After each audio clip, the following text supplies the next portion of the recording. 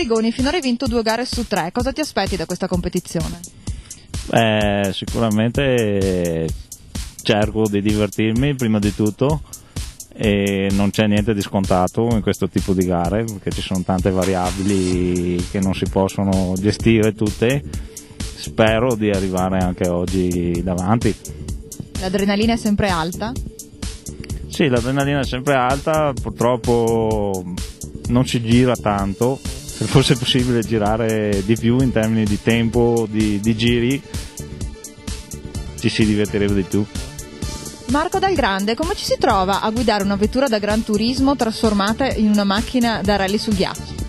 La mia vettura è praticamente di serie, la trasformazione consiste solamente in quelle che sono le dotazioni di sicurezza, quindi il roll bar, alleggerimento interno. A livello di motore e di meccanica è praticamente di serie. È stata fatta più per scommessa che per elaborazione vera e propria. Scommessa con chi? Con mio papà, perché aveva detto che non è una vettura che si presta molto a queste gare su ghiaccio. In realtà poi è una vettura che ha avuto le sue vittorie e i suoi secondi, terzi posti. Quindi si sta ricredendo tuo papà? Sì. Ecco. Hai vinto qualcosa nella scommessa? Sì, ho vinto. Sono sponsorizzato quest'anno, allora sono contento. Filippo Bariletti, corri con una macchina che ha vinto i campionati italiani nel 2003, parlaci del tuo gioiello. Il mio gioiello è una gran macchina e ringrazio il mio amico bettanin Antonio Bruno che l'ha preparata ai massimi livelli ed è stato lui appunto a portarla alla vittoria nel 2003 nel campionato italiano a Cixai, e quest'anno ho deciso di sperimentare la categoria posteriori anche perché gli anni passati correvo negli anteriori, ho voluto proprio cambiare completamente categoria per fare una nuova esperienza e devo dire che con una macchina del genere è stato veramente un divertimento unico. È stato soprattutto anche un piacere portare questa macchina e un grazie appunto a questo mio amico che mi ha venduto la macchina e mi ha anche dato assistenza nelle gare precedenti. Ti poni ancora obiettivi di vittoria per questa macchina? Certamente si spera sempre di far meglio. Io adesso sono riuscito un po' ad abituarmi a questa macchina perché non è facile anche portarla perché è un po' particolare, è un po' scorbutica come macchina, però vedo che comincio un po' a divertirmi, ecco. Non c'è più un problema di tempi, ma vince chi arriva primo, non c'è niente da fare. Quindi vediamo cosa succede in queste fasi di gara, qualche toccata. Mirko Gavin, com'è correre con una Panda adattata al trofeo neve ghiaccio? È divertente, se non ci fosse il Panda bisogna inventarlo, è divertentissimo. Affrontandosi in queste prime battute di gara, nulla di fatto, ognuno abbastanza corretto rimane al suo posto. Vediamo ora le vetture all'uscita prima del rettilineo, scaricano tutta la loro potenza.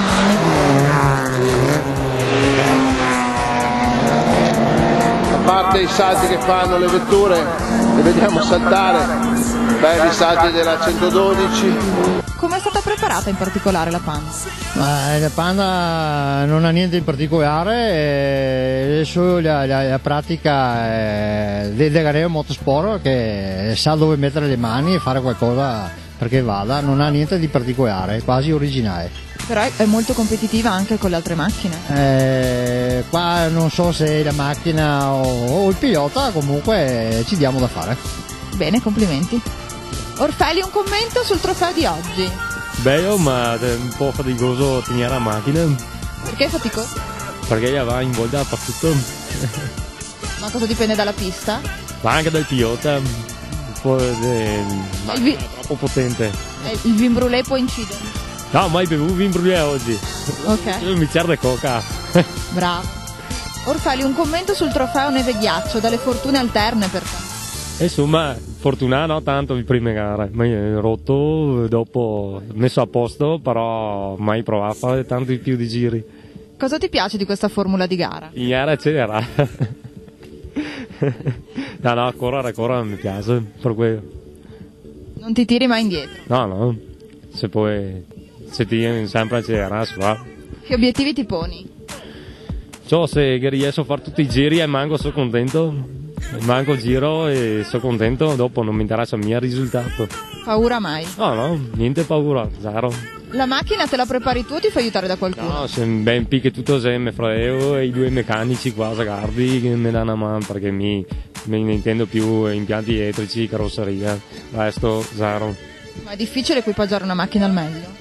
Se fatica, picche tutto che anche il pilota che dice cosa che le puoi avere, ma se fa tanti giri, se un po' fatica anche a sapere dire cosa che ha. Comunque ci vuole molta passione. Sì, tanta passione. Una passione costosa? Anche. Se fa robe, no, tanto. Se tu tacchi portarla in giro da qua e da là, sì. Paolo Marzari, tu corri con un'auto bianca a 112, quindi questi trofei possono essere anche molto amatoriali, dilettantistici, con auto non impegnative.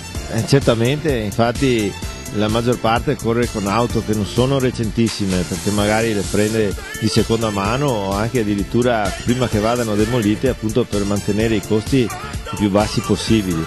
E siccome qui non è importantissima la potenza o l'alta tecnologia, ma bensì magari la messa a punto e l'assetto, ci si può difendere anche con auto che sono datate, ma che magari sono più leggere o più adatte appunto a questo tipo di specialità.